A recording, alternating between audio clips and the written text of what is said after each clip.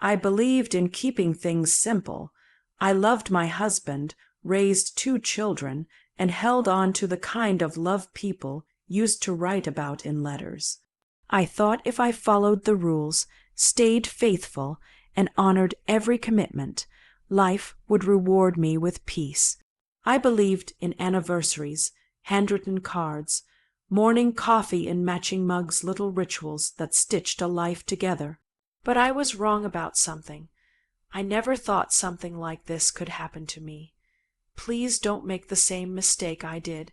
It was our 34th wedding anniversary. I remember because I had circled the date in red on our little kitchen calendar, something I did every year, even though Tom never really looked at it.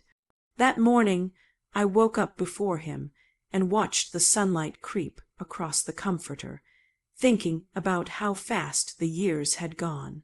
The kids were grown and gone, the house quieter now, but still filled with familiar echoes. I slipped downstairs and started breakfast, his favorite, scrambled eggs with a little cream cheese folded in, sour dough toast, and black coffee. He came down 10 minutes later, already checking emails on his phone. Morning, he mumbled, kissing the top of my head. I waited nothing else. Happy anniversary, I said softly. He looked up, startled.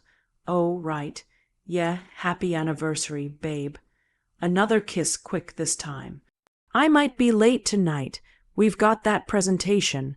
I smiled because that's what I always did. Of course, good luck. That evening, I sat at our small dining table, alone. The one we bought together in '92. I had made pot roast with rosemary and red potatoes, lit a candle, even put on the pearl earrings he gave me back when he still wrote poems. But he never came. Around 8, I got a text, running behind, don't wait up. I sat there for a while, staring at the candle as it burned down to a stub, feeling like someone had pushed the air out of the room. The next morning I decided not to cry. Instead, I took myself out, had my nails done, bought a new scarf, walked through the park. That's when my phone rang, unknown number. I almost let it go to voicemail, but something in me picked up. Hello, Mrs. Connolly. This is Derek, Tom's boss.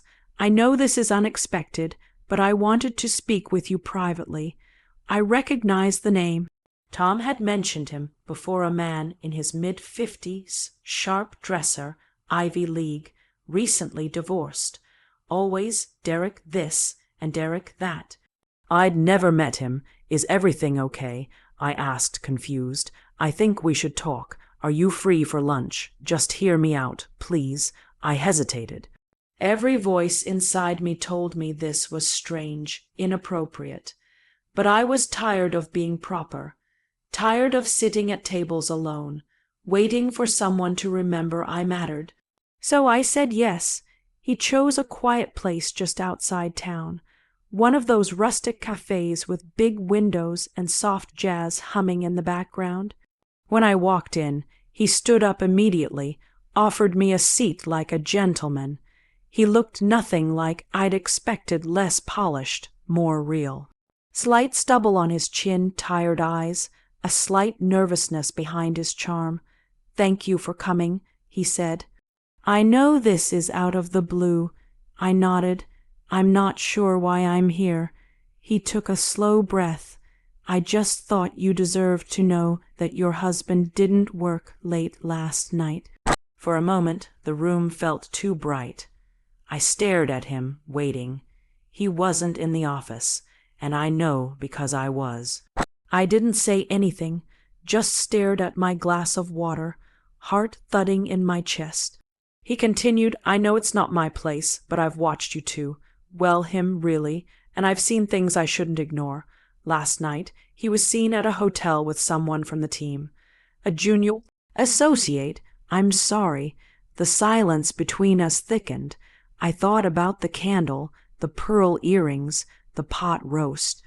He leaned forward, softer now. I only told you because I've been through this myself, and it's wrong.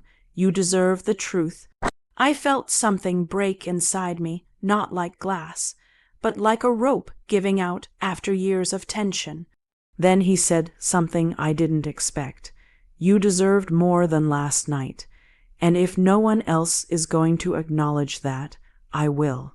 There was no flirtation in his voice, just something that felt strangely like respect. I didn't know what to say, so I said nothing at all. We finished our meal mostly in silence, but as I left, he stood and touched my arm gently. Happy anniversary, Mrs. Connolly. That was the moment I knew something had shifted, not in the world, but in me. Something deep and quiet had started to stir, something I hadn't felt in years, and I had no idea where it was about to lead.